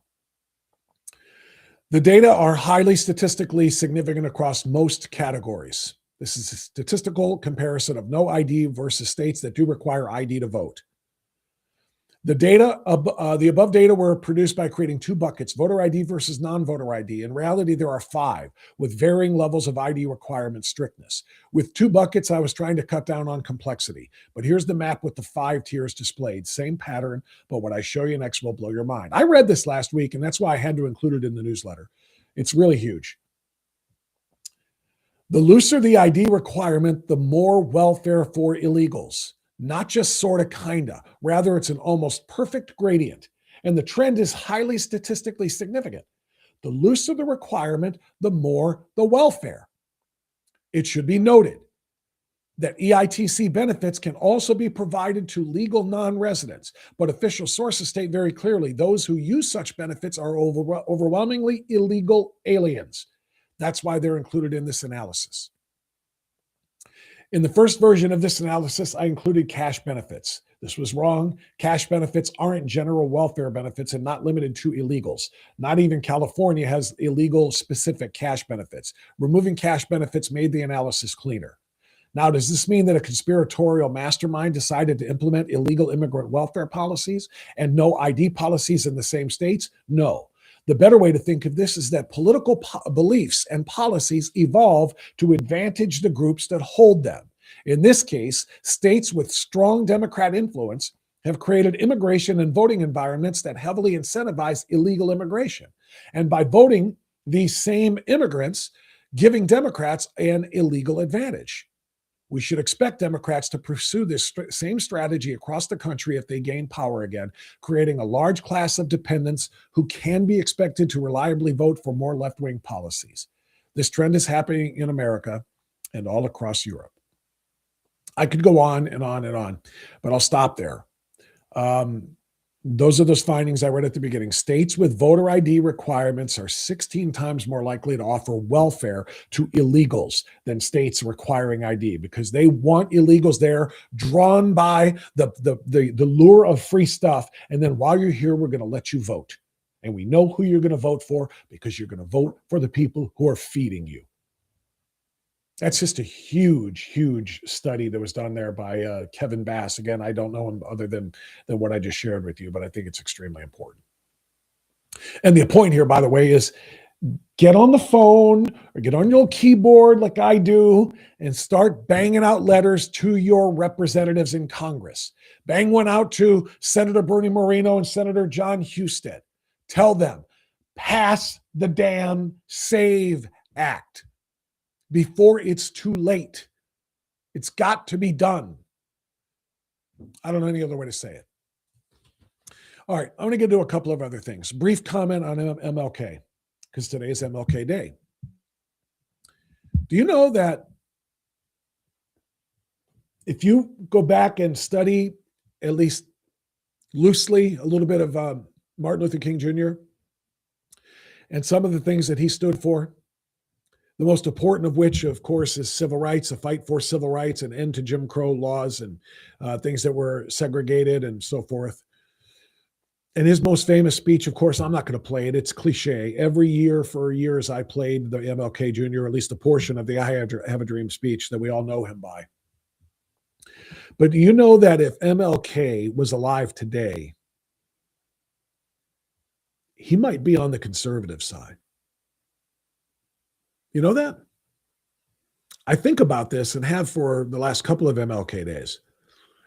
Because when Ibram X. Kendi, a.k.a. Henry Rogers, that's the dude who gave himself a a Malcolm X African sounding name so that he can sound like he's much more down with the struggle and the fight. He started writing books and doing lectures about anti-racism and about the only way to combat racism is for people to be anti-racist, which means not just don't be racist. It means give advantages and opportunities and free stuff and reparations and jobs that aren't deserved. Give them to Black people and recognize that Black people must get more to counteract the years in which they did not get enough. Blackness must be recognized. Whiteness must be demonized. That's the new movement for the radical left. That's the Marxist movement. This is what the founders of Black Lives Matter meant when they said, we begin on the belief as classically trained Marxists that the nuclear family must be disrupted. They want to break down our institutions and create a system of DEI where people of color or people who are marginalized, whether they be of color or whether they be LGBTQ or whether they be, different nationalities, what have you, where they are advantaged and given things that they are not necessarily deserving of by way of their merit or by way of their earning, because it's the only way to balance the scales. So what does that have to do with MLK? Well, MLK preached that he had a dream in which all children will sit together, all colors, and sit together and share bread, and will be completely ignorant of one another's color, because we will all judge one another by the content of what we are inside, the content of character, and not by what shade and how much melanin we do or don't have. It's not how he said it, but you get the point. Content of their character, not the color of their skin. If MLK was alive today and was on a pulpit preaching, we should be judged not by what color we are, but by what our content of our character is. The radical left and Black Lives Matter would be shouting him down. What are you doing? What are you doing, Martin? Doctor, bruh. I mean, do you not understand here? We need people to recognize color. It's the only way we're going to get free stuff. It's the only way we're going to get DEI in place. It's the only way we're going to get reparations. If you let everybody be judged just by their content, i.e., their merit, we're not going to get anything. The hell's the matter with you? Put that content of character shit away. We need to judge people by what they look like. And if you're brown, you're oppressed and you are deserving of all of this free stuff. And if you're not brown, you are an oppressor and you deserve to be canceled, shunned, fired, gone, not admitted. Martin Luther King Jr. today would be conservative with those viewpoints. Now, that wasn't the only speech he ever made, and historians will go back and tell you about a lot of the, radical stuff, and I get it. But at the end of the day, he would not be, that's the other thing too. What was Martin Luther King best known for? Nonviolent resistance, nonviolent protesting. Martin Luther King Jr. would be on X right now or on a podcast telling the people of Minnesota to stop interfering with the law enforcement activities. You want to protest? Be loud, be proud. We'll do a 1 million-man march with signs, and we'll stand off to the side and we'll chant. We won't block traffic. We won't block ICE vehicles. We won't throw stuff at them. We won't call them Nazis. We won't dox them. We won't parade outside of their homes and try to make their families intimidated to the point where they all leave. Martin Luther King Jr. was about nonviolence. So today on MLK Day, tell anybody you know that is, mourning, of course, the killing of Martin Luther King Jr., or commemorating his life in his existence on MLK Day, tell them, yeah, we're with you. And by the way, you know that if he were alive today, he would more likely be one of us than one of the radical leftists. That's the truth. All right. If you look at the and hold on, let me check the chat and see if anybody's got anything on these things too. I'm trying really, really hard to make sure that my chatters, especially my donors, my eyes are drawn to you first on here because you are supporting. And thank you for those who are. But let me see here. My donors aren't hitting the MLK topic right now. Some of the other folks are, so I'm going to have to go back to that. Bear with me as I look. MLK and Kennedy. Yo Jimbo is saying MLK and a Kennedy is Tool and Unreal, shows patriotism. I'm not sure where that was going. That's probably part of another post. Roz says, look up Dr. MLK's pledge to commitment. Sarah said, I think we had reached that point aside from small sections of the population, perhaps. But man, I grew up in the 80s and 90s and was colorblind. I am Roz says, I am Roz says, his own kids and grandkids have lost the dream. That's true. That's very, very true. One time in history, one day we will be in. Okay, some of these are a little bit hard for me to make sense of without context. So, but I'm trying to involve the chatters. If you're in the chat room, thank you. Appreciate that very much. By the way, don't forget to hit the like button if you're in the chat room and you haven't yet. I got a bunch of people in the chat room. I got 180 people watching live right now. Only 71 thumbs ups. Give me the thumbs up. The platform loves engagement. Okay, the Rumble platform loves engagement. So give me a thumbs up, participate in the chat, and even when the live stream is over, get down into the comment section and leave comments on what you think about what we just did in the comment section. Again, that engagement is going to help them push us out to others. You know, it's kind of bizarre. We got 1,330 followers or something like that on this channel right now.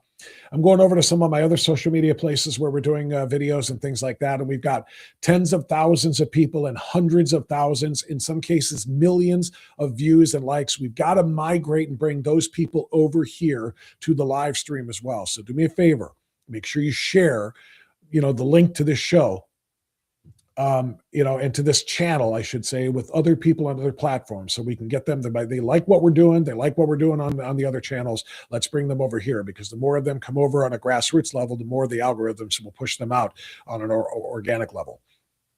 So taking a look at some of the other things that I wanted to talk about this morning. We hit the Civil War, which is coming. We hit MLK Day. And I'm just going to hit on this because it struck me yesterday how much I despise these NFL playoffs. Typically, backgrounder on me for those who don't know, football has been a part of my life in some capacity for 50, probably 3 years. Okay? Playing it through college, youth football, high school football, college football, coaching it in the early 1990s, having my son play it, coaching him, watching it through his college years. I worked for the Browns. I worked for the Oakland Raiders back when they were in Oakland. Football has been a part of my life forever. I was a sports guy before I became a news and political radio host. I was doing sports pretty much around the clock. Football, by far, my favorite of the sports.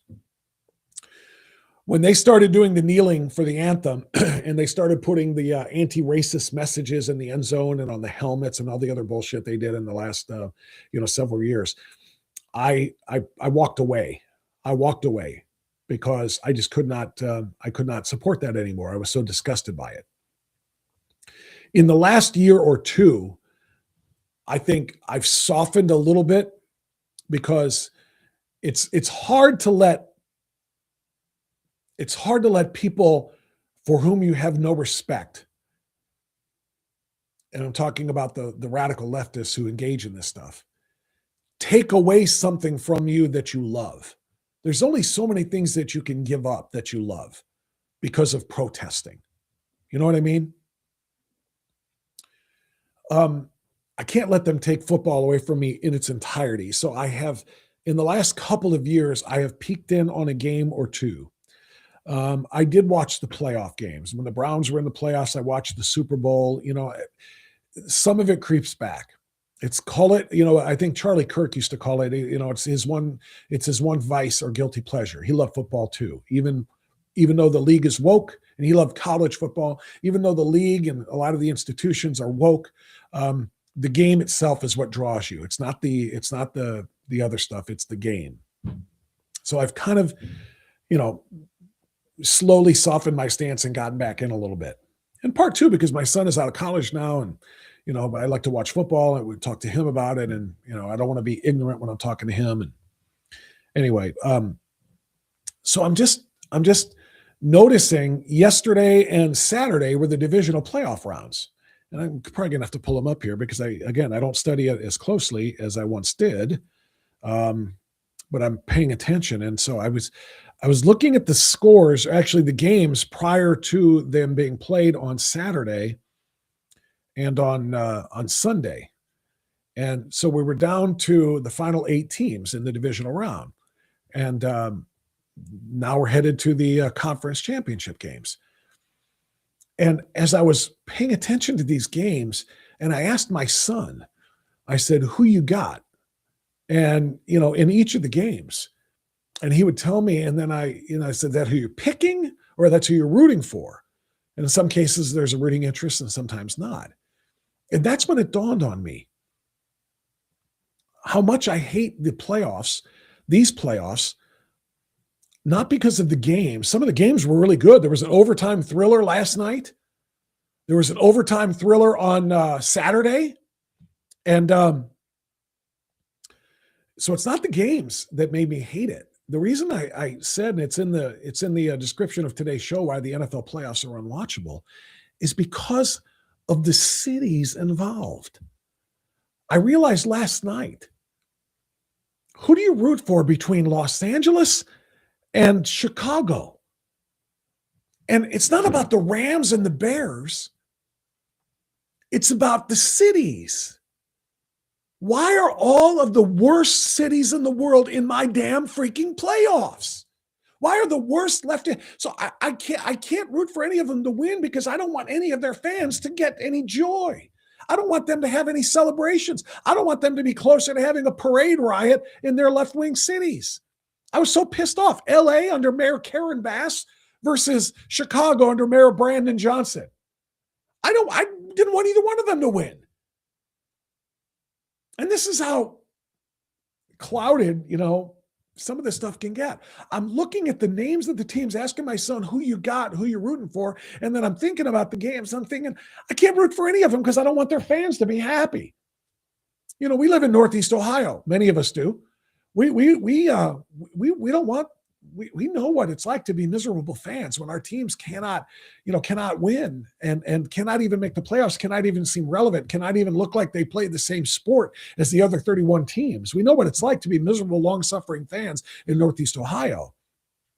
I want fans in those cities to be long-suffering because I cannot stand what they've done and who they are and what their cities represent and what they've devolved into.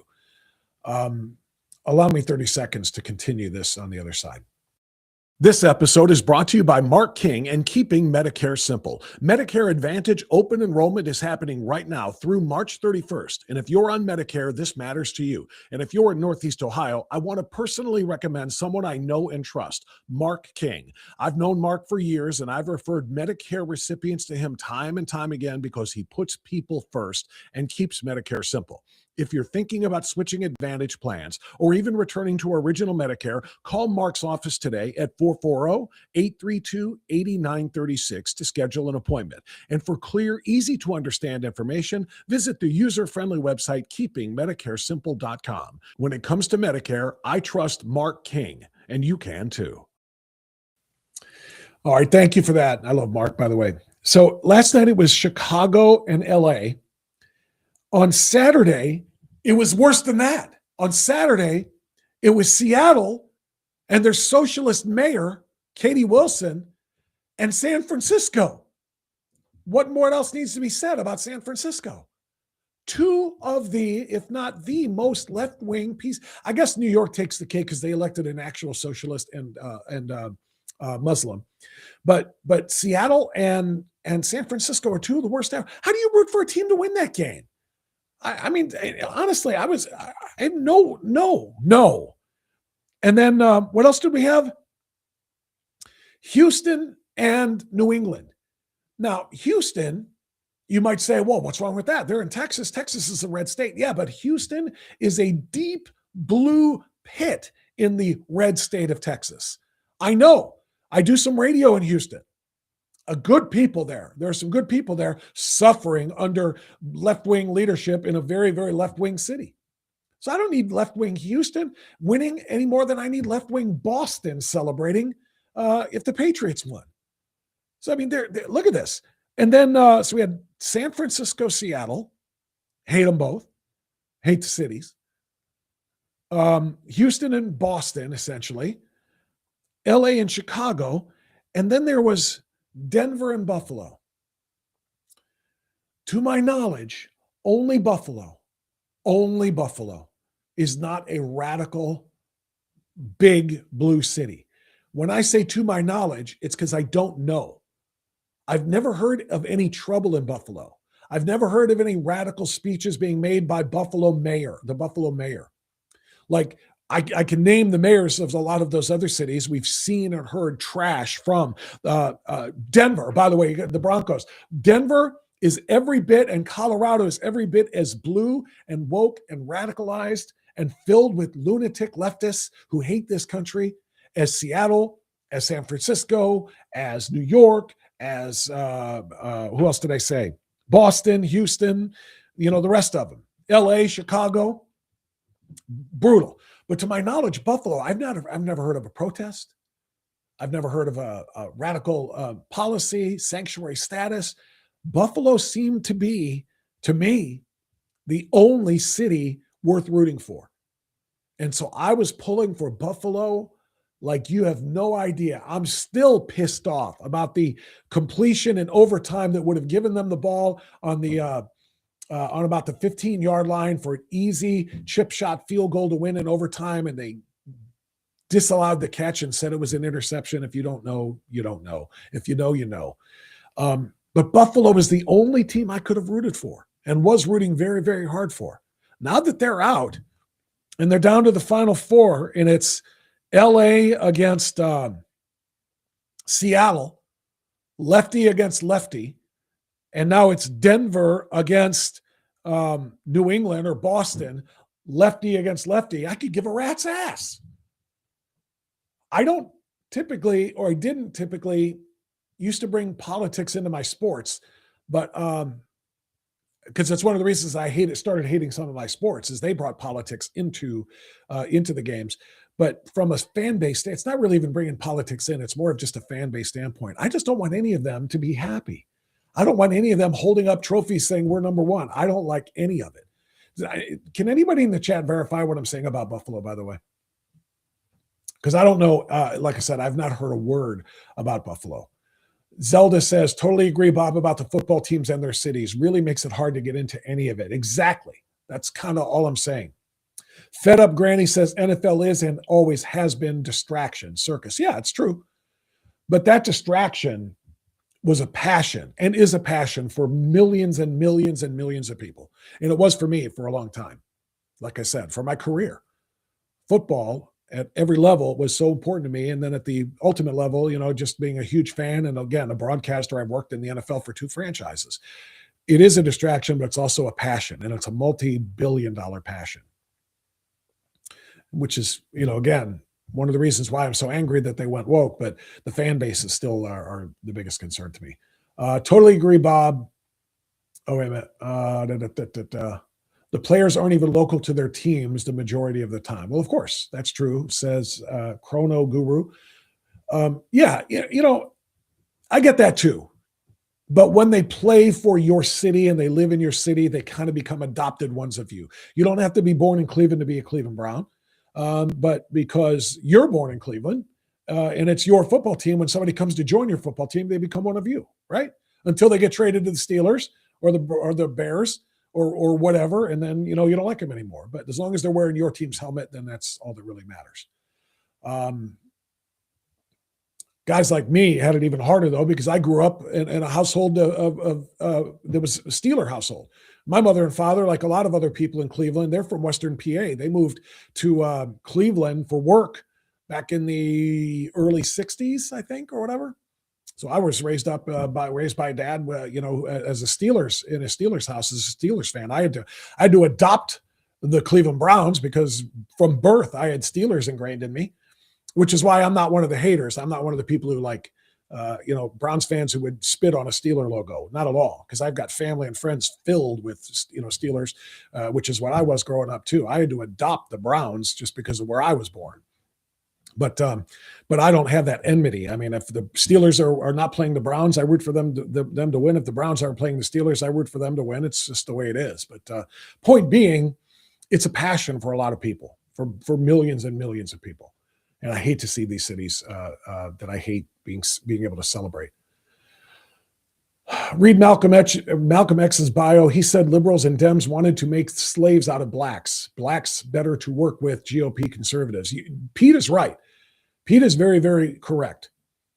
Malcolm X is on record talking about the biggest threat to black people are white liberals. White liberals, the ones who proclaim or claim to be, so supportive of and looking out for blacks, are the ones that dehumanize blacks. White liberals are the ones that think that black people cannot manage for themselves. They deserve extra stuff because they're less than. I was watching doom scrolling yesterday on Instagram, and there was a committee. You know what? I wonder if I can pull this up on my Instagram because I saved it. Wow, what a coincidence this would be if I can find this. Give me a second and let me see if I can pull up my Instagram saves and see if this is here, because this is just a great comment by somebody that brought this to the top of my mind here. Let me see if we can get lucky, because I think you'll appreciate this if I can. Okay, maybe not. Maybe not. I know I hit save. At least I thought I hit save on this video, but it was a good one. But it was basically, it was a black man talking about the lowering of the bar of acceptable accomplishment for blacks.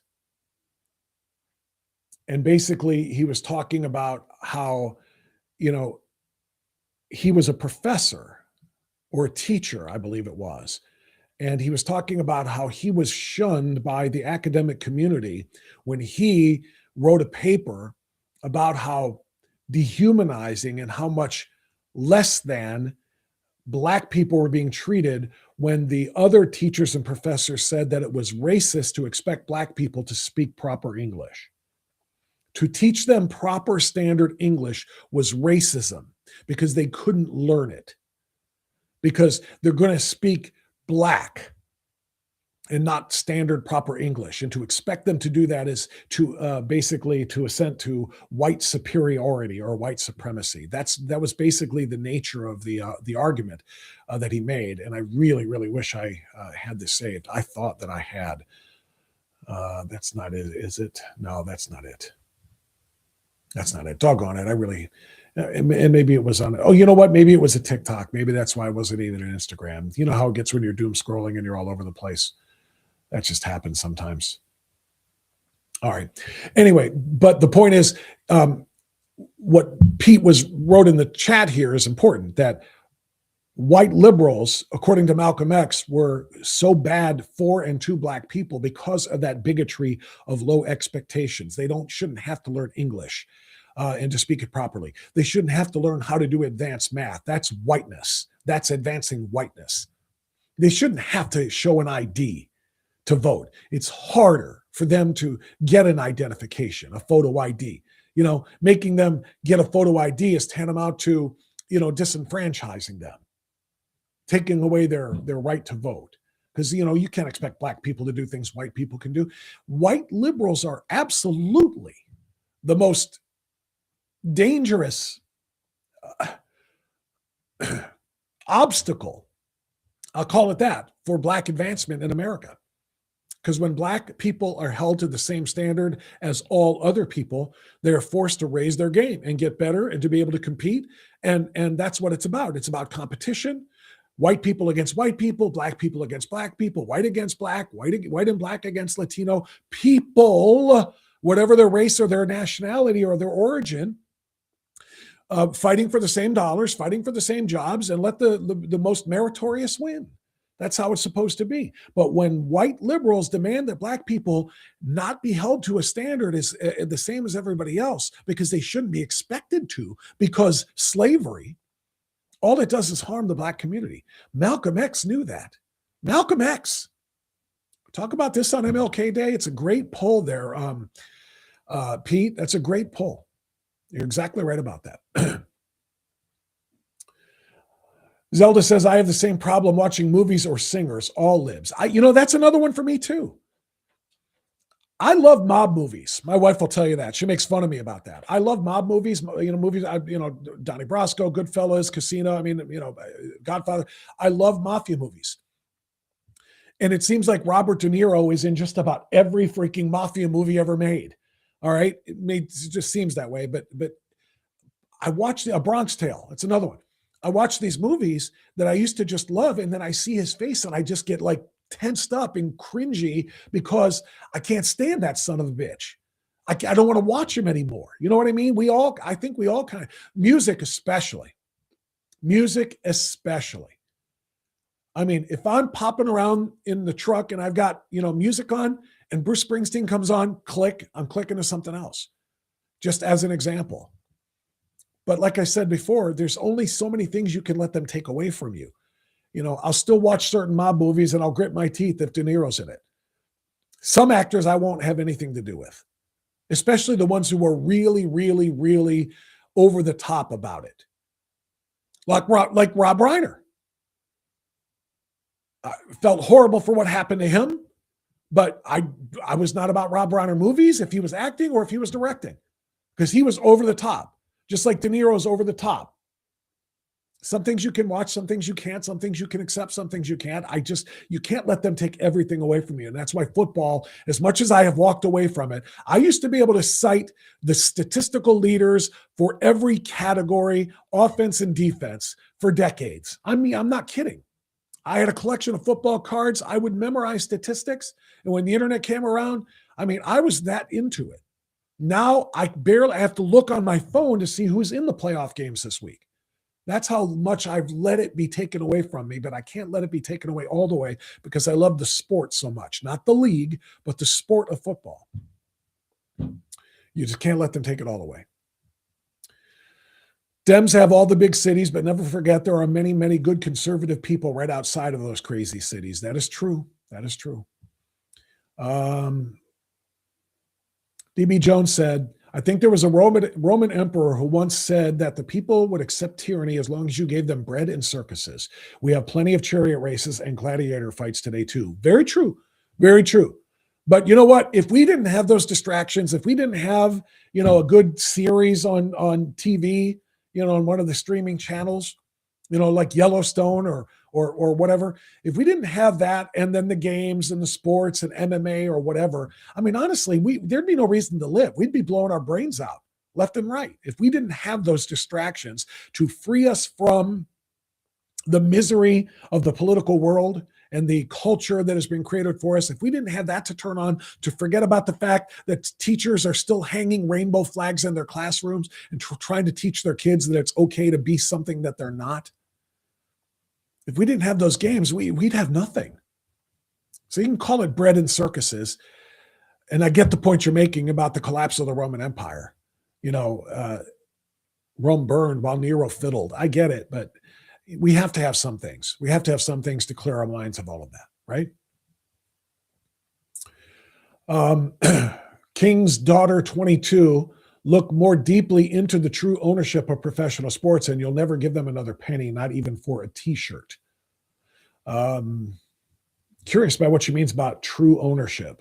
We know about some of the owners and who they are and what they are, but true ownership, I wonder if there's a deeper meaning behind that, King's daughter. Sharon says, Buffalo is too busy clearing the snow to protest anything. That is very true up there. I feel so bad for those people. Seriously, you think the Browns have it bad? The Bills went to 4 straight Super Bowls and lost 4 straight Super Bowls. There's a documentary about it called The Four Falls of Buffalo, as in falls in the Super Bowl. And it's so sad. And those people deserve it. And Josh Allen is a first-class, true Christian, faith-loving individual that deserves so much better. He's an MVP, and I love that guy, and I love that team, and I love that city of people. And I'm not aware of wokeness coming out of Buffalo at all. It was the only team I could root for in the final 8. The only team. Because it sure wasn't going to be left-wing Denver, sure wasn't going to be left-wing San Francisco, left-wing Seattle, left-wing Houston, left-wing Boston, left-wing Los Angeles, and left-wing Chicago. Buffalo is all I had, and they got hosed. All the people screaming there only dye their hair in their team colors. Oh, I'm sorry. That was a follow-up to the thing. The good thing about watching football is there are not too many crazy purple-haired middle-aged women there. Yeah, you're right. Except for the ones that dye the hair of their team colors. Spot on, says Jan Just Thinking. Sports and entertainment today are both distractions from the culture and moral rot in American society. True. But like I said, I think we need distractions. I do. If we don't have them, we descend into just deep depression and misery, and we end up doing things we don't want to do. I Am Roz says Landman. Yeah, Landman, except for this season, sucks. Landman season 1 was phenomenal. One of the best series that I've seen. Phenomenal. This season has been so boring and so about the sexual relationships between some of the couples and their weird dynamics, and the impossible to like wife and daughter of Tommy. Yeah, Landman just has fallen off the map as far. I'm still watching it. We didn't watch last night, but it was so good, and it's just so not now. Queen Mother says, same here. I can't watch movies with De Niro in it. All right. It's a couple of minutes after now. We're going to call it a day today. Remember what I said at the beginning. In fact, I'll hit it one more time. It was the point that I felt the need to make online yesterday. I posted this. No, that's not the one. Hold on a second. I wanted to share. Maybe I can't again on short. What am I trying to say here? Short notice. I was going to give you just the replay of the video that I posted. Just look it up. Follow me on X. Follow me on Instagram. Follow me on Facebook. Follow me on TikTok. Follow me on YouTube. Strictly Speaking with Bob Franson, somewhere or another, and you'll find yesterday's recording of the fact that we are indeed at the beginning of the Civil War, and it's time for you to do two things. Number one, choose a side and choose wisely, and number two, answer the question, how much are you prepared to fight it? It's one thing to acknowledge that it exists. It's another thing to say, here's what I'm going to do to play my part in it. Because if we don't fight back, we will be forced to surrender. And I'm not going to surrender this country, not while I have air in my lungs. All right. Thank you, everybody. Thank you to all of the donors, all of those in the chat room who were highlighted in pinkish red. That means you dropped money in the bucket at some point or another, or you're a monthly supporter. God love you for that, and thank you.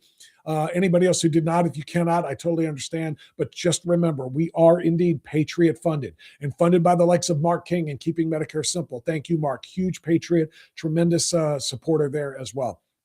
I want to remind you, the other thing for you to do now is hit the join button. Join us on our locals community, which is where we will strategize together. We're going to have special videos there popping up shortly where they're not going to be seen anywhere else. We're going to have special interviews there. We're going to have articles there that I won't post anywhere else. And we will have special town hall meetings with one another as well, where you can interact directly with me in kind of conference call style communication. So you're going to want to be a part of that. Join us on the locals community, become a paid subscriber there. That's what I call an unfiltered insider to engage in those benefits. All right, that's it. That's all the time that we've got for this one. I appreciate everybody, especially the chatters. Anybody who's watching this in a later time slot, if you're watching this on tape, get here early. Get here for the live stream so you can engage in the chat room as well. Again, the algorithms like that engagement. Thank you, everyone. Be well, be safe, stay free. See you tomorrow morning, bright and early again, 7 o'clock. And Strictly Speaking Unfiltered.